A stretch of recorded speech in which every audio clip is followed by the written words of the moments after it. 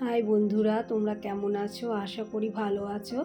প্রতিদিনের মতো আজকেও তোমাদের কাছে একটি নতুন ব্লগ নিয়ে হাজির হলাম। আশা করি তোমাদের ভালো লাগবে। আজকে আমরা সব বন্ধুরা মিলে ভোরবেলা যাচ্ছি একটা জায়গায়। সেই জায়গায় জানতে হলে আমার ভিডিওটা তোমরা শেষ পর্যন্ত দেখো। কিভাবে আমরা কি করে কোথায় গেলাম, কি খেলাম, সব দেখতে থাকো। এই দেখো, আমরা যাচ্ছি 4 জন মিলে ট্রেনে। 2 জন আসতে পারেনি, 2 জন ছেলে মেয়ের পরীক্ষা, তার জন্য আসতে পারেনি। তো প্রথম ট্রেনটা মিস করলাম, কারণ হচ্ছে তারপর দ্বিতীয় ট্রেনটায় আমরা যাব।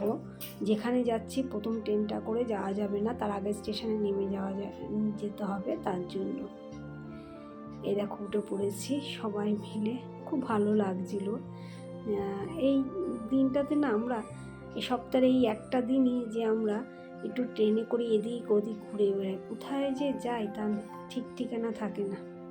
সবাই বসে বসে একটু গল্প করছিলাম আর বাইরের প্রকৃতির দৃশ্য দেখছিলাম। দেখো কি ভালো লাগছে।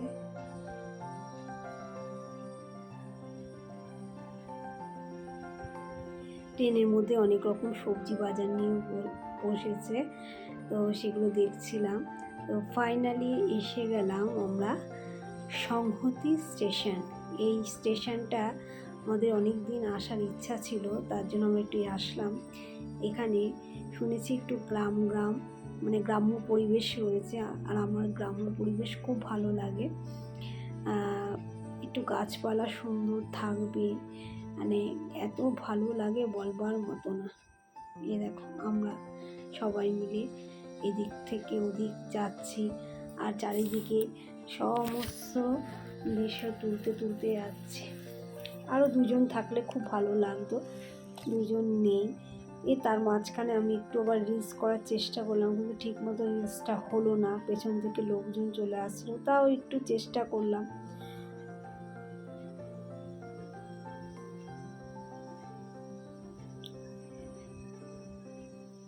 এই দিনটাতে আমরা যেন একদম ডানা কাটা পড়ি।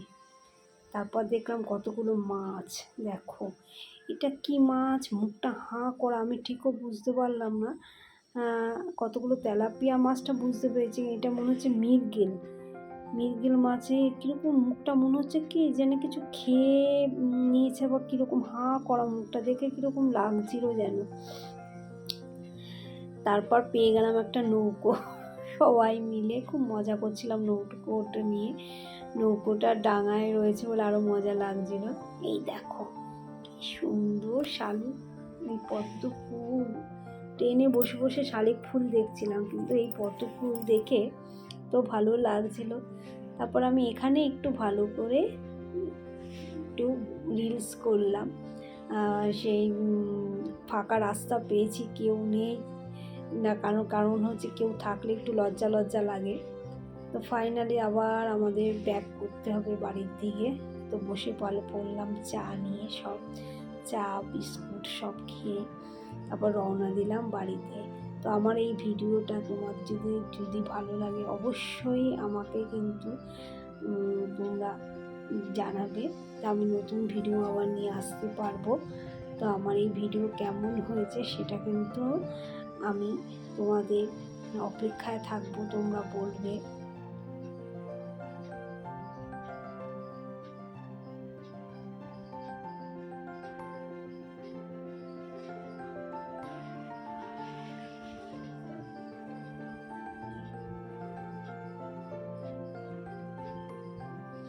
তো বাই বাই, আবার নতুন ভিডিও।